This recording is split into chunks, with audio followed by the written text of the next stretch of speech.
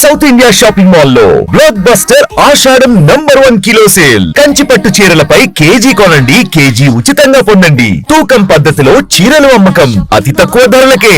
అన్ని రకాల వస్త్రాలపై సరికొత్త స్టాక్ తో up to 66% off. Kolkata designer sarees, Banaras fancy sarees పై up to 50% off. Ladies kurtis పై up to 50% off. 3 Patiala suit set ₹1499, 5 girls T shirts ₹500, 4 boys T shirts ₹595, 4 boys 3/4 pyjamas ₹600. Suiting and shirtings పై 50% off. National and international men's brands పై up to 50% off. ఈ ఆషాఢంలో shopping కిలోల్లో, సంతోషం టన్నుల్లో.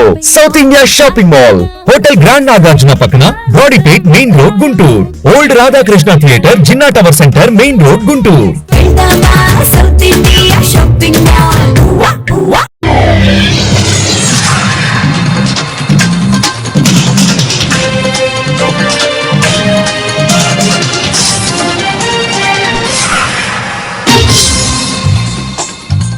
నమస్కారం, city news కు స్వాగతం. ఈనాటి వార్తా విశేషాలు. మహిళా రిజర్వేషన్లు కేవలం రాజకీయాలకే కాకుండా విద్య, ఉపాధి, పారిశ్రామిక రంగాలలో కూడా రిజర్వేషన్లు కల్పించాలని రాజ్యసభ సభ్యుడు ఆర్ కృష్ణయ్య అన్నారు. మహిళా బిల్లుల్లో బీసీ మహిళలకు కూడా సబ్ కోటా కల్పించినప్పుడే ఆ బిల్లుకు సార్థకత ఉంటుందన్నారు. హైదరాబాద్ కాచిగూడలో బీసీ మహిళా సంఘం ప్రధాన కార్యదర్శి శ్రావణి ఆధ్వర్యంలో ఏర్పాటు చేసిన సమావేశంలో ఆర్ కృష్ణయ్య పాల్గొన్నారు. ఈ సందర్భంగా ఆయన మాట్లాడుతూ ప్రధాని నరేంద్ర మోడీ ద్వారానే బీసీలకు న్యాయం జరుగుతుందన్నారు. గతంలో ఎన్నడూ లేని విధంగా దేశవ్యాప్తంగా కులగణన చేపట్టనుండడం అందుకు నిదర్శనమన్నారు. బీసీ మహిళా సబ్ కోటా విషయంపై ప్రధాని మోదీతో మాట్లాడి ఏర్పాటు అయ్యేలా తాను కృషి చేస్తానని ఆర్ కృష్ణయ్య హామీ ఇచ్చారు.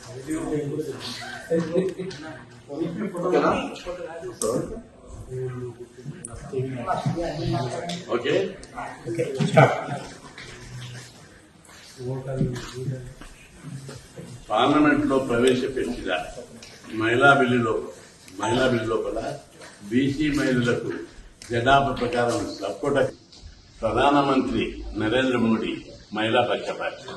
మహిళలకు అనేకమైనటువంటి సౌకర్యాలు, సదుపాయాలు కల్పించాలని అనేక ప్రపంచాల స్థలం లోపల మహిళా బిల్లు పెట్టడంలో ఉద్దేశం ఏమిటి? దేశంలో సామాజిక వివక్ష, మహిళా వివక్ష, లింగ వివక్ష ఉన్నది అనేది ఈ దేశంలో ఉన్నటువంటి నిజం.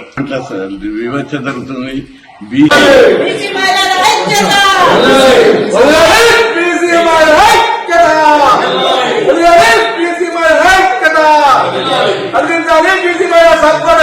తెలంగాణ బీసీ మహిళా సంక్షేమ సంఘం ప్రధాన కార్యదర్శి శ్రావణి నాయకత్వంలో మహిళా సంఘం యొక్క రాష్ట్ర కార్యవర్గ సమావేశం జరిగింది.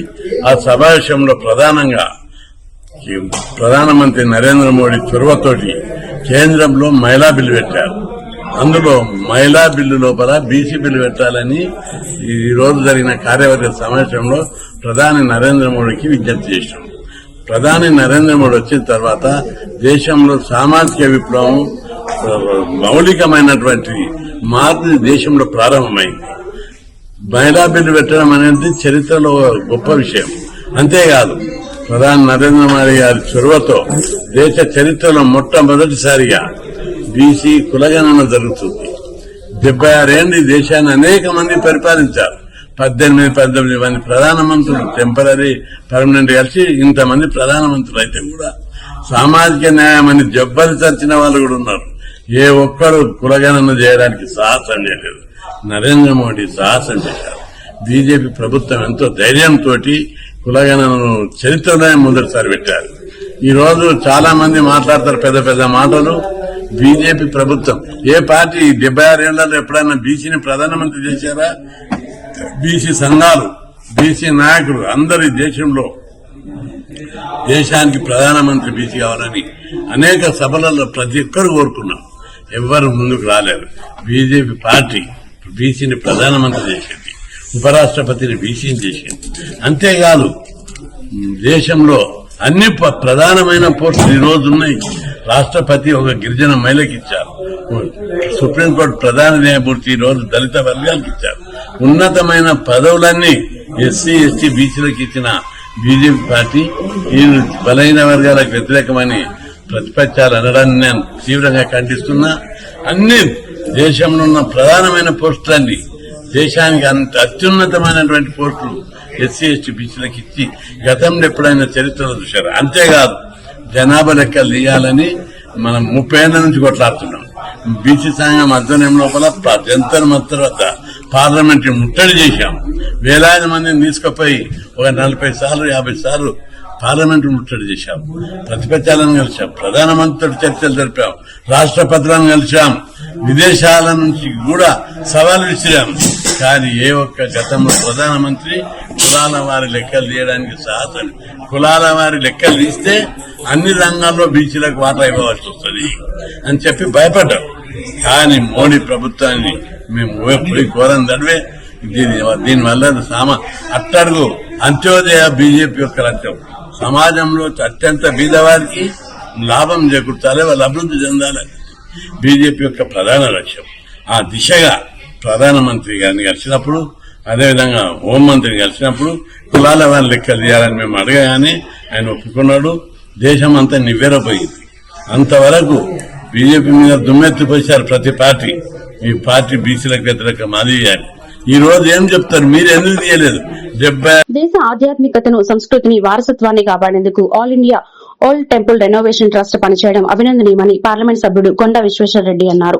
ఈ మేరకు ట్రస్ట్ చైర్మన్ ఆర్కే జైన్, సభ్యులు జస్మత్ పటేల్, వెంకటేశం, రిదేశ్లు ఎంపీని కలిసి ట్రస్ట్ చేస్తున్న పనులను వివరించారు. ట్రస్ట్ ను ఏర్పాటు చేసి శిథిలావస్థలో ఉన్న ఆలయాలను పునఃప్రారంభం చేస్తున్నారని కొనియాడారు. దేశంలోనే కాకుండా శ్రీలంక, థాయిలాండ్ దేశాలలో కూడా హిందూ దేవాలయాలను కాపాడుకుంటున్నారని అన్నారు. ఇలాంటి మహోత్తరమైన కార్యక్రమాలు చేస్తున్న ఈ ట్రస్ట్ కు ప్రభుత్వాల సహకారం అందించాలని కొండా Vishweshwar Reddy. I'm so happy to meet the managing committee members of the All India Old Temple Renovation Trust, and so glad to hear about the wonderful work they've been doing, including in our own village, Petamangalaram. They have renovated one village, but that is only one very small example. They have renovated many temples all over India, and more of them are in Telangana state, but they are working in other countries as well, in Sri Lanka, in Thailand, in the Middle East, and this is really required because other than the religion aspect, we have to retain our heritage and culture as well. The other aspect is the spirituality itself. So, spirituality, our heritage and culture, all three are restored by restoring our old temples. And I congratulate them and I wish them well and I extend all my support whatever I can. Thank you, sir. Thank you, sir. ఈ వార్త ఇంతటితో సమాప్తం. మరొక బిడ్డలో మళ్ళీ కలుద్దాం. నమస్కారం.